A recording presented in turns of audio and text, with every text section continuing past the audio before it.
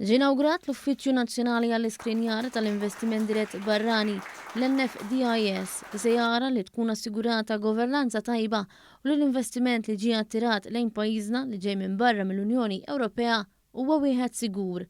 Preżenti għall-inawgurazzjoni il-Ministru għall-Ekonomija Silvio Xkembri spjega li l-uffiċċju se jivverifika l-investiment ta' importanza strateġika f'setturi bħal l-enerġija, s-saħħa u l-intelligenza artifiċjali. Dan fil-waqt li jagħti l-opinjoni tiegħu dwar investimenti li jkunu qed jiġu proposti fil-pajjiżi tal-Unjoni Ewropea.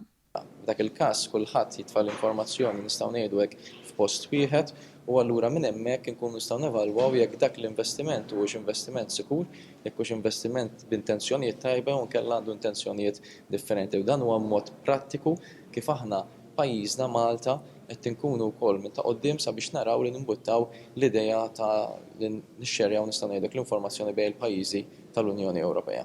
Tul l-aħħar is-sena ħidma simili waslet għal aktar minn 1000 dokument minn investiment li qed isir f'Malta li minnhom 15-il proposta ġew iċċirkolati madwar l-Unjoni Ewropea għal skrinjar żejjed. Fuq il-proġetti kollha r-rakkomandazzjonijiet tal-Uffiċċju ta' Malta ġew milquha. Mario Gallia, chairperson tal-NFDIS, qal li llum il-kompetittività tal-pajjiż hija mkejla fuq livell ta' governanza tajba, trasparenza u fuq kemm huwa faċli li wieħed jagħmel negozju f'dak il-pajjiż.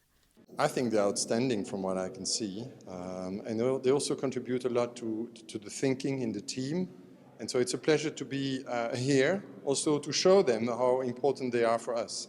Kien hemm preżenti wkoll id-Direttur Ġenerali għall-Kummerċ tal-Kummissjoni Ewropea Damian Levy li spjega x'impatt il-ħidma tal-uffiċċju għandha fuq il-Kummissjoni.